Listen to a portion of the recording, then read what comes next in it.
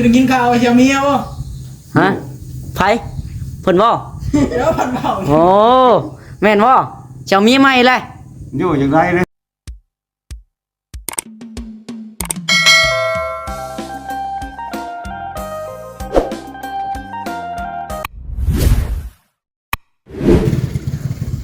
มาพี่น้องเอ้ย โอ้แกเปิดคลิปก็ยังอยู่หัวแล้วเนาะ เปิดภาพบรรยากาศมาพี่น้องเอ้ยมาอยู่ที่เขื่อนน้องจ้อยเนาะตอนแรงๆพี่น้องเอ้ยคือว่าเห็นพอน้องไม้เพิ่นมาเล่นน้ำน้องจ้อยบ่อ๋อมาเล่นน้ำลูกชายจ้อยเพิ่นพี่น้องเอ้ยเนาะสบายดีน้องเตยทองสบายดีบ่ชงอ๋อโตสบายดีน้องจ้อย ตายพ่อตาย สบายดีเป็นยัง มุนวัด ฮะ เรียกลูกเรียกหลานพ่อ เป็นยังไง เมื่อยเลย มาพี่น้องจ้อย นี่หัวจอย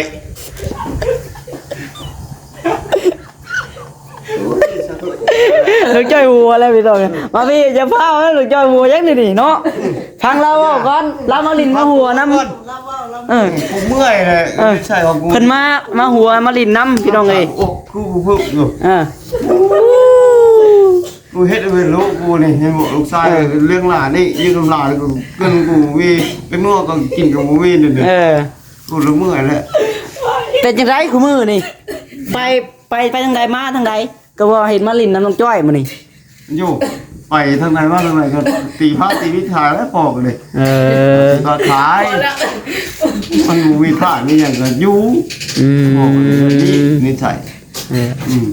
ถ้าให้หมูมาให้หมูยังหมูมาให้แบบนี้หัวก่อนก็อีก ให้หัวน้องจ้อยเอาหัวโอ้แล้วก็หัวแล้วเนาะบอกเคยเห็นมาลิดน้ำแล้วก็หัวแล้วเนาะจังไดก็แล้วมันไม่ลงเฮ้ยน้องจ้อยผมไปนั่งอย่าพูดแหละเรามาลิดน้ำ พี่ว่านั่งพี่นี่ป่ะหูไปนั่งน้ำบอลน้องเดือดท้องก็ได้ผม อย่าไปตึงยึกอยู่หันต้องพี่ เห็นเรามาลิดน้ำไปเราเลยเนาะเอามาลินทำแล้วก็เลยเห็นมันนี่น้องจ้อยเนาะมันลินน้องจ้อยแล้วกับลูกกับหลานแหละตัวเองก็เงินข้ามกับผมมี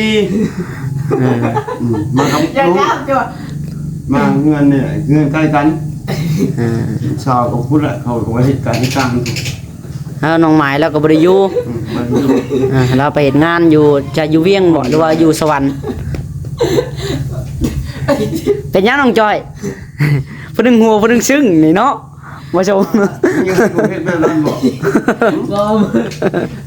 ออกแบบเมื่อยแห้งเลยได้เมื่อยโอ้เอาเมื่อยกันนั่งมาส้มนี่อยู่นั่งน้ำกันนี่ใช่ให้เพิ่นบ่อยากเข้ากล้องน้ำเพิ่นกันเมื่อยเลยโซเล่เขาเป็นยังมานั่งอยู่พี่ก็ได้นั่งเบิ่งอยู่พี่ก็ได้นั่งอยู่ซื่อเมื่อยจังเลยนะนิสัยของคนนี่มักคนละเอียดมักคนเรียบร้อยคือกินข้าวเชียวเมียบ่ฮะไผเพิ่นบ่เดี๋ยวพันเบาโอ้แม่นบ่เจ้ามีใหม่เลยอยู่อย่างไรเลยเฮ้ยนี่ก็ฮะให้หาให้ก่อนโอ้ยเนาะเปิดใจฉันเปิดใจนั่นเลยสุดเช็ดกูผู้ชายหายได้เนาะเอาตรงๆมาลินน้ำลูกหลานนั่นมาจังใดหรือว่าจังอยากมาลินนี่บ่มาลิ้นมาเงินรู้มาเบิ่งมาตัวเด็กบ่สะอาดแต่อ้างว่าเฮาเก็บไปที่แบบนี้จังได้ข้าวน้ำจำปาพออันซื้ออยู่กินอยู่ไสเอาซื้อกินซื้อบ่เอาเงินมาใช้ซื้ออยู่หาแล้วตีหาบ่มีขาแล้วให้สิให้มึงเฮ็ดลูกจ้อยกูฮะเขียนเลยอยากได้1ถ้วยมาแม่1ถ้วยมานั่งนะแม่ฟ้าพี่น้องเอ้ยก็ต้องหลักก็จะคำจิถามเนาะเพราะว่าเล่ามาเนี่ยมาอะไรอันมาเล่นทำลูกมาเล่นทำลูกม มาเบิ่งมาลิ้นพี่น้อง มาเล่นเบิ่งลูกหรือเบิ่งเงินเขาแบบเป็นอะไรตัวเต็มบ่สะอาดเฮาก็เก็บที่ทุกทุกอย่าง เพราะว่าน้องไม้ยังทันได้มาเด้ อืม น้องไม้เราไปเฮ็ดงานอยู่น้องนิวได้ซะอยู่ใช้น้องนิว อยู่น้ำ อ๋ออยู่นำน้องน้ำ อยู่เฮือนพุ่นเฮาสิส่งไปเฮ็ดงานเลย อืม ส่งครับนำไปเฮ็ดงานเลยเพราะว่ามันอยู่มันก็บ่ได้เงินบ่มีหยังเฮ็ด อืม ให้ไปหาเงินหาค่ำพ่อก็หาเงินเรื่องของพ่อ อืม ตีผ้าขาย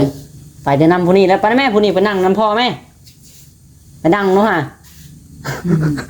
ทีเดียวบ่จักที เทบ่ นี่เสี่ยว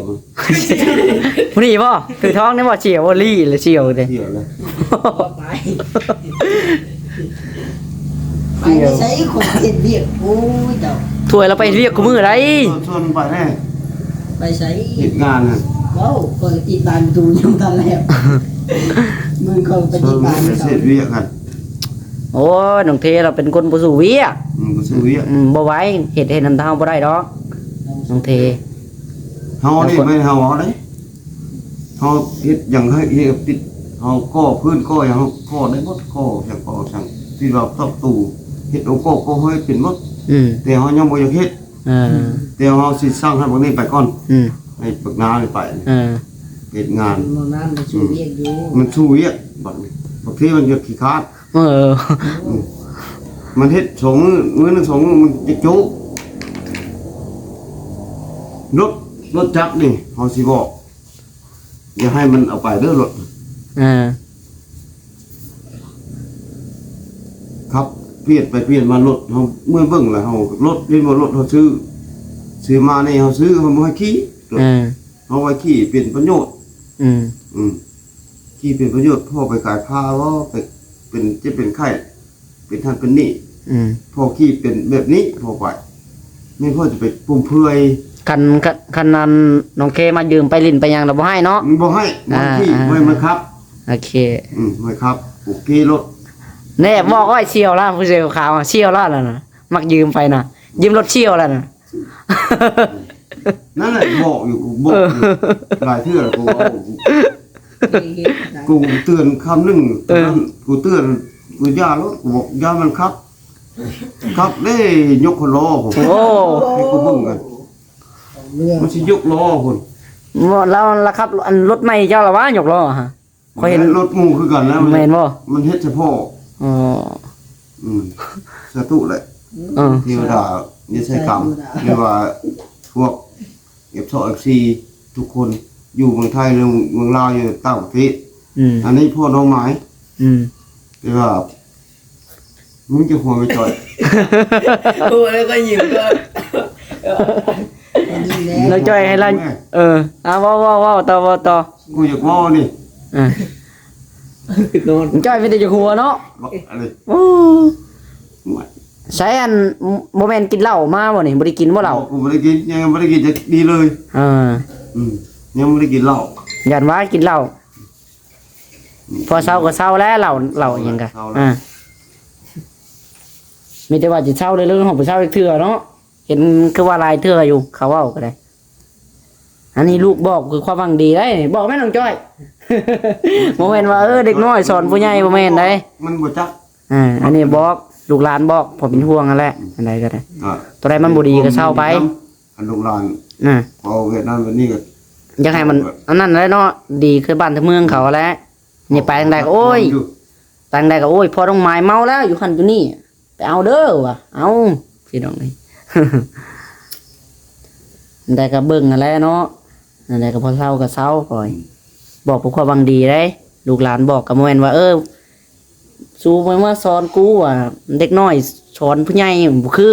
อันนี้ก็บ่แม่นว่าบ่แม่นว่าสอนเนาะเห็นอันนั้นนี่ก็คอยบอกกันไปลูกหลานก็หักแพงคือเก่านั่นแหละหักแพงเอา มันก็สะทุละ หักแพงคือกันได้ เข้าใจ บ่แม่นว่าบ่หักบ่แพงได้จังบอก สะทุสะทาน คนอื่นคนไกลเบิ่งเขาสิบอกเจ้า เขาบ่ได้บอกได้ มีแต่เขาโอ้อยากเฮ็ดให้เจ้าชั่วกันแหล้วเจ้าชั่วบ่ได้ก็แฮงเอาอยู่หั่นแหละโง่ไหว มันจะมองพ่อก็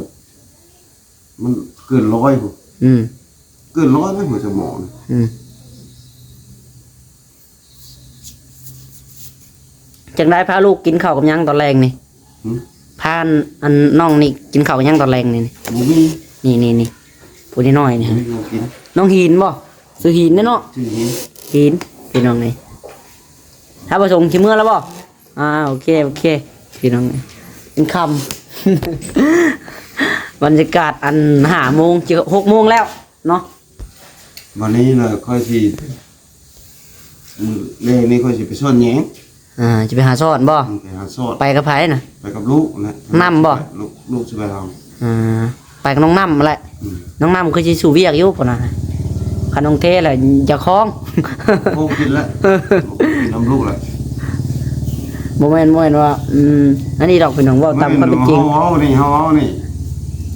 นิสัยของเฮานี่แบบนี้ อืม ลูกเฮาแต่ละคนนี่ลูกเฮามี3คน4คนนี่บักน้ำนี่คะแนน อืม เฮาสิส่งมาไปเฮ็ดงานอยู่ประเทศ อืม เฮาติดต่องานให้ไปเฮ็ดน้ำเอ้ยนี่คันทูนเอ้ยบ่มีงานเฮ็ดแล้วสิส่งไปอยู่ประเทศพุ่น อืม หลานนี่เฮาสิอยู่นำเฮา อืม บักนิวนี่มันอยู่นำเฮาเฮาสิเป็นผู้เบิ่งถ่ายทอดรถกูบอกถ่ายทอดเอาคลิปรถบอกจ้อยถ่ายทอดเอาคลิปรถอย่าไปหัวคนกู นะ อย่าไปหัวคนกูบอกอ่ะ นอนพังก่อน นอนพัง มันฟังก็ต้องใจ นอนพัง อืม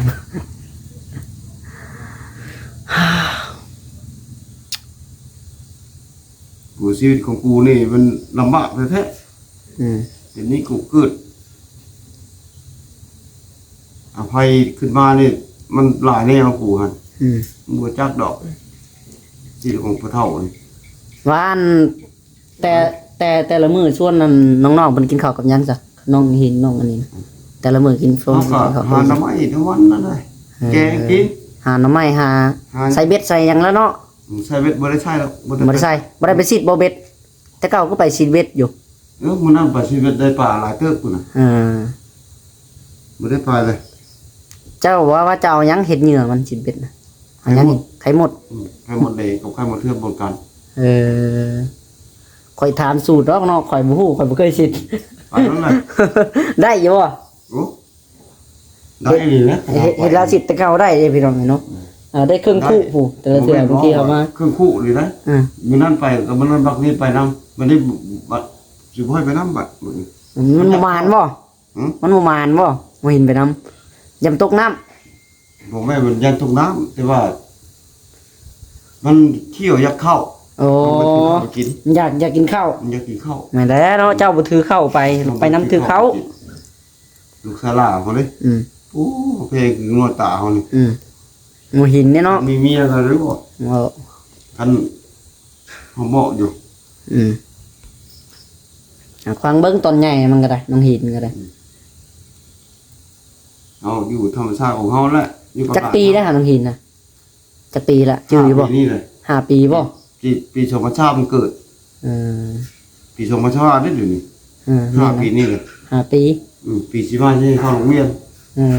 ยังได้เข้าโรงเรียนนั่นเนาะ ยัง เออปีหน้าละส่งเข้าไป ส่งเข้าโรงเรียน อ่า